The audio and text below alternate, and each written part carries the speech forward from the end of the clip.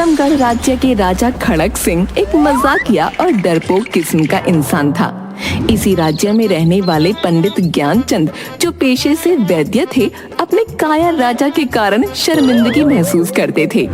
ज्ञानचंद एक ऐसी दवा बनाने की खोज में लगे थे जिसे पीने के बाद आदमी फौलाद बन जाए और दुनिया की कोई ताकत उसे मार न सके। पिताजी, आप करीब 5 वर्षों से रोज जंगल से कई प्रकार की जड़ी बूटियां लाकर उसका रस आपस में मिलाते हो। आखिर ऐसी कौन सी दवा है जो इतने बरसों से भी अभी तक आप नहीं बना पाए? बेटा, मैं उस दवा की खोज में हूं जो एक इंसान को फौलाद बना दे। दुनिया की कोई ताकत उसे मार ना सके। वो दुनिया का सबसे ताकतवर इंसान बन जाए। ना आग उसे जला पाएगी और ना पानी उसे डुबा पाएगा। पता नहीं क्या क्या खोज करते रहते हैं बेटा। तभी सरपंच हुकुमचंद वहां पहुंचते हैं। प्रणाम वैद्य जी, हमारी चर्म रोग की दवा खत्म हो गई है। इधर से गुजर रहा था तो सोचा लेते चलूं। हाँ हाँ, ले लो। 10 खुराक और खा लो, फिर कभी भी चर्म रोग नहीं होगा। बेटा दीपू, अंदर से नीली वाली 10 पुड़िया लाकर सरपंच जी को दे दो। और सुनाइए सरपंच जी, देश दुनिया का हाल समाचार क्या चल रहा है? देश दुनिया की खबर तो ठीक ही है। अपने ही राज्य के हालात खराब हैं। पता नहीं क्या होने वाला है। क्यों? अब क्या हो गया अपने राज्य को?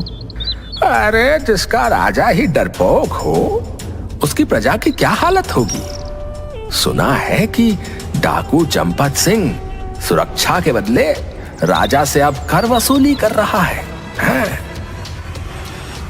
अच्छा, ऐसा क्या?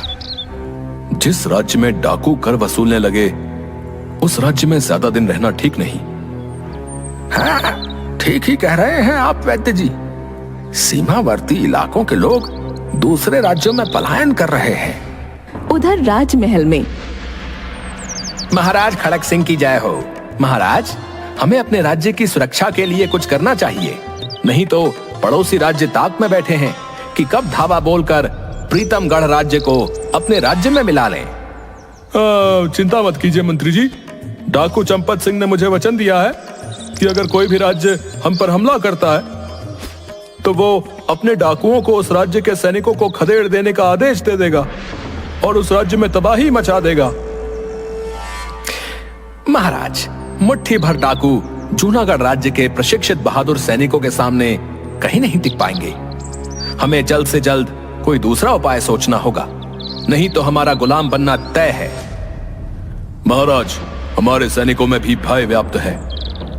डाकुओं द्वारा कर वसूलने से जनता भी परेशान और असहाय महसूस कर रही है। मंत्री जी, आप जल्द से जल्द रायगढ़ रियासत के राजा से बात कर आपातकाल में हमारे वहां रहने की व्यवस्था की बात करें। इधर बिरजू आधी रात में पंडित ज्ञानचंद के यहाँ चोरी करने गया होता है। तभी ज्ञानचंद दीपू को उठाकर बोलते हैं। दीपू, अरे ओ दीपू, जल्दी उठ। देख, बरसों से जिस दवा की मैं खोज कर रहा था, उसमें मैं आज सफल हो गया। क्या पिताजी, ये बात तो आप मुझे सवेरे भी बता सकते थे। इतनी अच्छी नींद में सो रहा था, अभी जगाने की क्या जरूरत थी। अरे अरे, तुझे नहीं पता मुझे आज कितनी खुशी है। मैं अपने राज्य को गुलाम बनते नहीं देख सकता। कल ही मैं इस दवा को ले जाकर राजा को पिला दूंगा।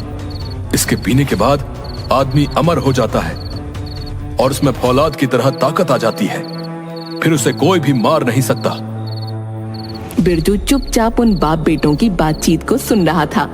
ज्ञानचंद और दीपू के सो जाने के बाद बिरजू धीरे से अलमारी खोल उस बोतल को चुरा लेता है। डाकू चंपत सिंह अपने गैंग के साथ वहां से गुजर रहा था।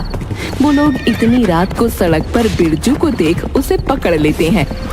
सरदार, हमारे गैंग को इन चोरों ने बदनाम कर रखा है। वो देखिए, लगता है कोई चोर चोरी करके भाग रहा है। पकड़ कर लाओ आराम के पिल्ले को। मैं कुछ दिनों में राजा बनूंगा। उसके लिए कुछ अच्छे कार्य करके जनता को दिखाना होगा ना। जगीरा कुछ डाकुओं के साथ तुरंत जाकर बिरजू को घेर लेता है। कौन है तू? और आधी रात को कहां से आ रहा है? चंपत सिंह के इलाके में जगीरा के रहते हमारे सिवाय कोई गलत नहीं कर सकता।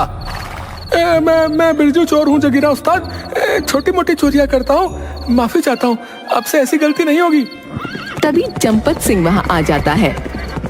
अरे कौन है रे? बिरजू चोर है सरदार। क्यों रे बिरजू, कहां से क्या चोरी करके आ रहा है रे? एक बोतल के सिवा कुछ नहीं मिला सरदार, मैंने खुद जांच कर लिया है। देखो जगीरा उस्ताद, वो बोतल मुझे दे दो, उसमें मेरी दवा है, उसके बिना मैं मर जाऊंगा। इस बोतल के लिए ये इतना बेचैन क्यों है रे? जरूर ये कोई अच्छी किस्म की दारू है। मैं बहुत थक गया हूं, ला दे, इसे पीकर मैं अपनी थकान दूर कर लूं जरा। नहीं।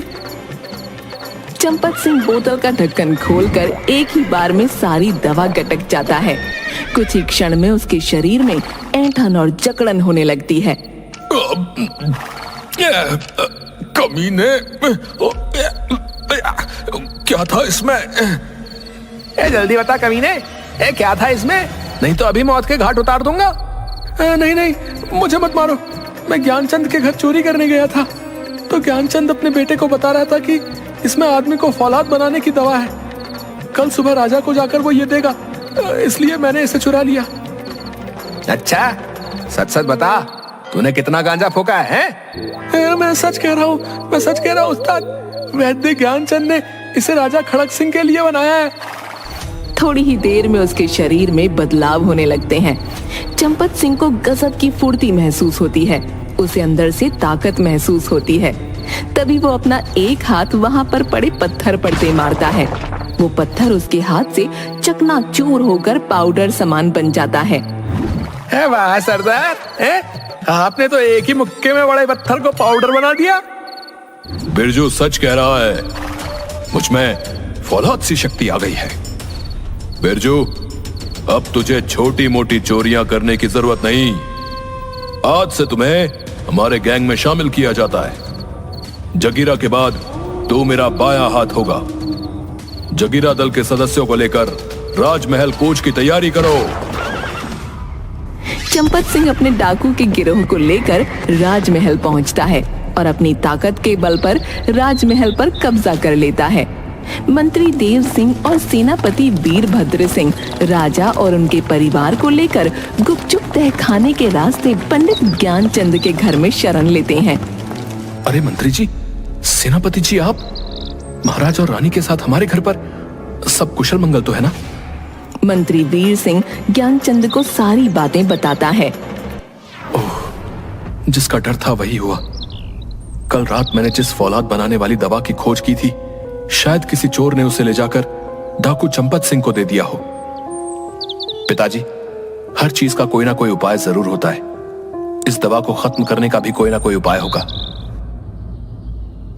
इस दवा को खत्म करने का उपाय सिर्फ एक आदमी के पास है, वो है तपस्वी देवराज।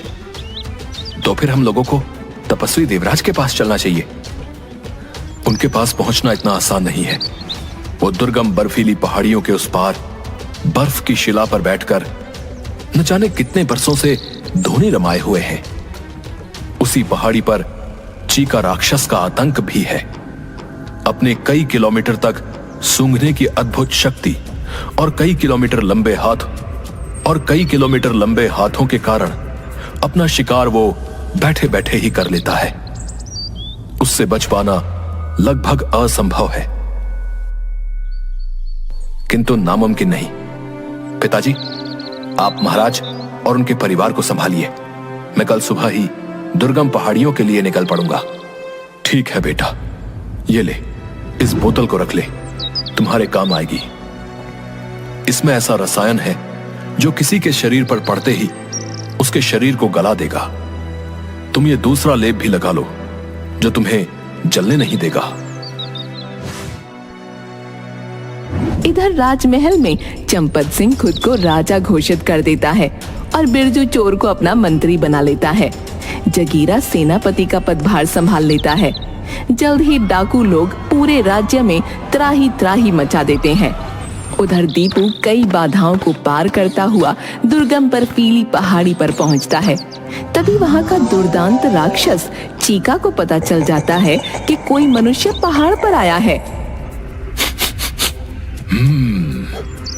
मानुषगंध, मानुषगंध। वर्षों बाद कोई मानुष यहाँ आया है। अरे वो रहा। कौन है? रुको वहीं पर। देखो, मुझे छोड़ दो, नहीं तो अनर्थ हो जाएगा। मेरे राज्य के राजा और प्रजा दोनों मुसीबत में हैं। मुझे जाने दो। नादान बालक, मुझे मूर्ख समझता है? वर्षों बाद हाथ में आया मानव का मांस मैं यूं ही छोड़ दूं? शायद तुझे मेरे बारे में पता नहीं। दया नाम की कोई चीज नहीं मेरे पास। आजा, मैं तेरे नर्म मांस का मजा लूं। चीका दीपू को जकड़ लेता है। दीपू छटपटाने लगता है। देखो, मुझे छोड़ दो। सारे लोगों को डाकू चंपत सिंह से मुक्त कराकर मैं खुद तुम्हारे पास आ जाऊंगा। मुझे मूर्ख बना रहा है।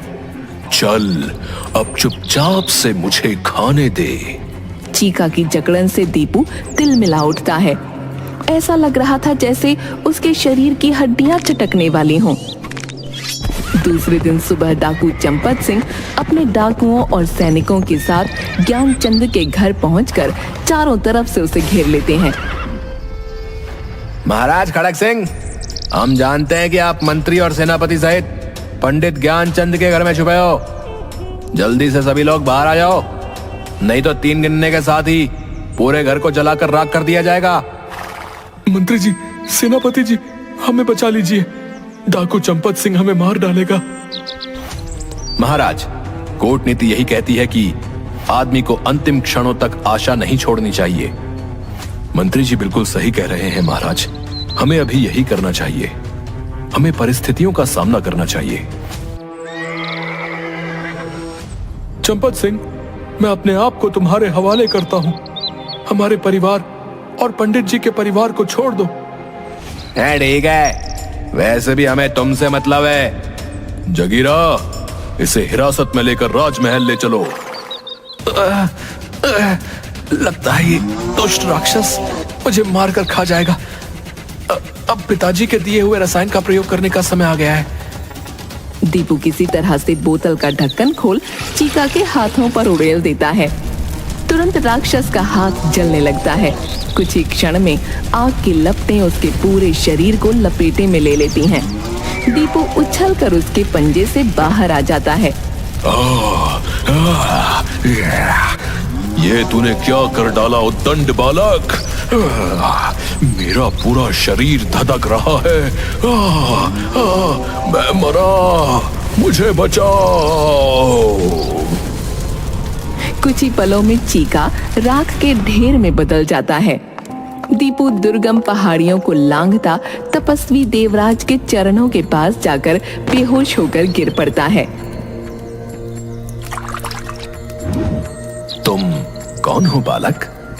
और इन वीरान बर्फीले दुर्गम पर्वतों को पार कर यहाँ क्यों आए हो? मेरा नाम दीपू है। मैं प्रीतमगढ़ राज्य में रहने वाले पंडित ज्ञानचंद वैद्य का बेटा हूँ।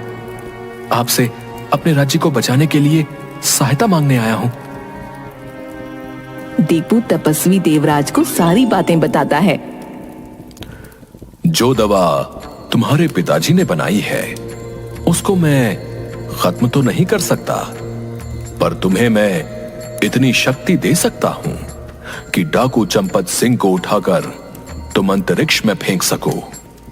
लेकिन इसके बाद तुम अपनी शक्ति का दुरुपयोग ना करो, इसलिए उसे फेंकते ही ये शक्ति वापस हमारे पास आ जाएगी। बस देवर्षि, हमें इतनी ही मदद चाहिए।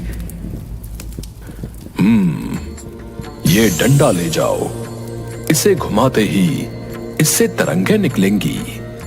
इससे निकलने वाली तरंगों से सामने के लोग मूर्छित होकर गिर जाएंगे। इस डंडे से अगर जोर से किसी पर प्रहार किया जाए तो वो व्यक्ति अंतरिक्ष में पहुंचकर आजीवन सौर मंडल का चक्कर काटते रहेगा।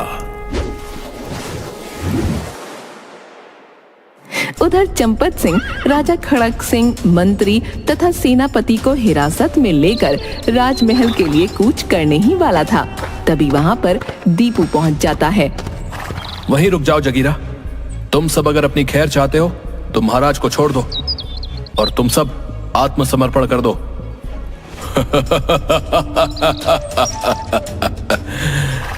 अबे चूहे, भाग जा यहां से, नहीं तो मुफ्त में मारा जाएगा बे। मैं फौलाद बन चुका हूं, फौलाद। मुझे दुनिया की कोई ताकत नहीं हरा सकती और ना ही मार सकती है।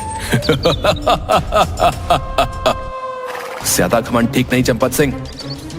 इसी घमंड ने रावण को मरवा दिया था।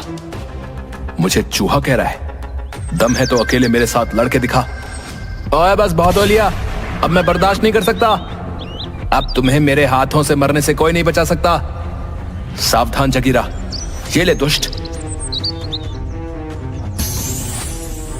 इतना कहकर दीपू उस जादुई डंडे को हवा में घुमा देता है।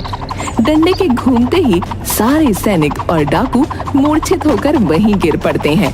कि देखकर चंपत सिंह क्रोध से तमतमा उठता है। मायावी चूहे, बहुत हो चुका। अब तू देख मेरा क्रोध, अभी तुम्हें बताता हूं। चंपत सिंह दीपू से लड़ने के लिए दीपू के सामने आता है। वो तलवार म्यान से निकाल ही रहा होता है। तभी दीपू फुर्ती से जोर से डंडे को चंपत सिंह पर दे मारता है। चंपत सिंह सीधा उड़ते हुए आकाश में विलीन हो जाता है और अंतरिक्ष में जाकर सौर मंडल के चक्कर काटने लगता है। इसी क्षण वो जादुई डंडा भी गायब हो जाता है।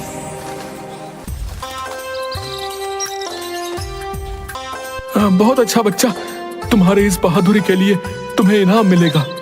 सेनापति, इन डाकुओं को अपनी हिरासत में लेकर कारागार में डाल दो। ज्ञानचंद, मैं तुम्हारे परिवार का आजीवन आभारी रहूंगा।